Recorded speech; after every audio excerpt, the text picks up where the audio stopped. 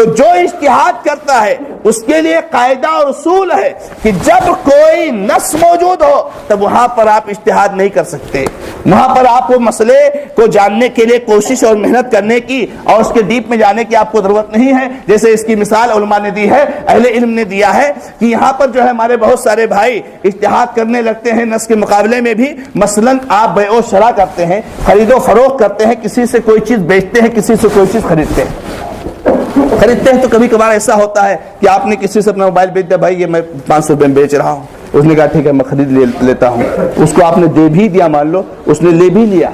یا بات ہو گئی کیا نام ہے اس نے پیسہ دے دیا، ہم نے کہا موبائل میں دیتا ہوں، یا آپ نے موبائل دے دیا اور پیسے دیتا ہوں، اور آپ اسی مجلس میں بیٹھے ہوئے ہیں دونوں آدمی۔ اب جو ہے تھوڑی دیر کے بعد جس نے موبائل خریدا اس نے کہا رہنے دیجیے میں نہیں لوں گا، یہ میں جو ہے میں نیا خریدوں گا، میں پرانا نہیں خریدوں گا، کچھ بھی، وہ کہتا ہے بھائی صاحب اس کو کینسل کر دیں۔ اب سوال یہاں پر یہ ہوتا ہے کہ کیا وہ اس بیع و شراء کو، اس خرید و فروخت کو، اس معاہدے کو، اس معاملے کو کیا کینسل کر سکتا ہے؟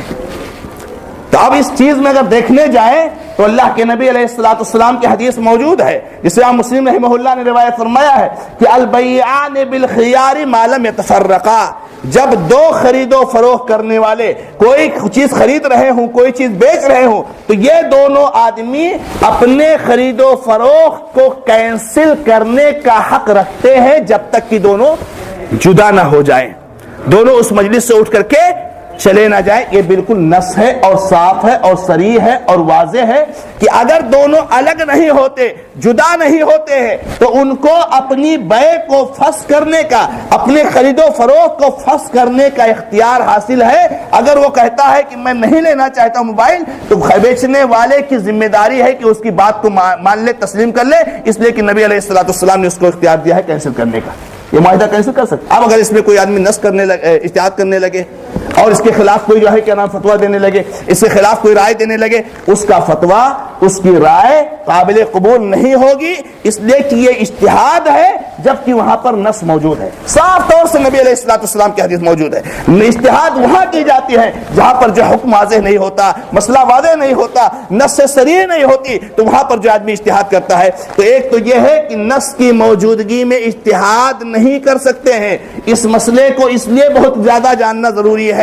کہ آج کل اس کی مخالفت بہت زیادہ ہو رہی ہے۔ نبی صلی اللہ علیہ وسلم کی صاف حدیث موجود ہے، قرآن کریم کی صاف آیت موجود ہے، مگر اس میں بھی لوگ جو ہے کہ نام اجتہاد کرتے ہیں، اور اس میں بھی لوگ رائے دیتے ہیں، اور اس میں بھی مختلف قسم کے فتوے دیتے ہیں، اس لیے اس کو ہم کو جاننا ضروری ہے۔ اب اس کی ایک مثال میں بیان کرتا ہوں۔ سود کا مسئلہ بالکل واضح ہے، قرآن اور حدیث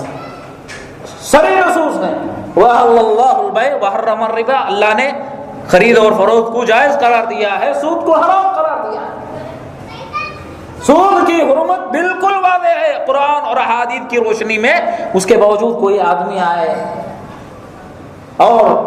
اپنے جو طریقے رائج ہیں سود کے لیے، مختلف جو طریقے معاشرے میں آج پھیلے ہوئے ہیں، اس میں سے کسی کو جائز قرار دینے کے لیے کسی عالم کے پاس آتا ہے کہ مولانا دیکھیے یہ میرا مسئلہ ہے، اس کو معلوم ہے کہ حرام ہے، جانتا ہے، پھر بھی وہ چاہتا ہے کہ جواز کے لیے کسی طرح عالم سے فتویٰ نکالے، کوشش کرتا ہے کسی طرح کہ کسی بھی طرح اس کو جواز کا فتویٰ مل جائے۔ کیا عالم کے فتویٰ دینے سے کوئی چیز جائز ہو جائے گی؟ اگر کوئی عالم کہہ دے کہ جاؤ ٹھیک ہے بیع سے سود لے لو، کھاؤ کھلاؤ، کیا عالم کے کہنے سے وہ چیز جائز ہو جائے گی اس کے لیے؟ کبھی جائز نہیں ہو سکتی ہے۔ کیوں؟ اس لیے کہ نص صریح ہمارے سامنے موجود ہے کہ سود حرام ہے۔ اسی طریقے سے کوئی آدمی کسی عورت کے ساتھ خلوت اختیار نہیں کر سکتا، تنہائی میں کسی عورت کے ساتھ جمع نہیں ہو سکتا ہے، کیوں؟ نص صریح موجود ہے۔ نبی علیہ السلام نے منع کر دیا کہ کوئی آدمی کسی عورت کے ساتھ خلوت اختیار نہ کرے، کیوں؟ اس لیے کہ تیسرا شیطان ہوتا ہے۔ اگر کوئی آدمی کہیں کام کر رہا ہو، جاب کر رہا ہو، اور عورت کے ساتھ خلوت کا مسئلہ پیش آتا ہو، اگر وہ کوشش بھی کر لے تب بھی وہ چیز جائز نہیں ہو سکتی ہے۔ نص صریح موجود ہے۔ عورتوں سے مسافہ کرنے کا مسئلہ ہے،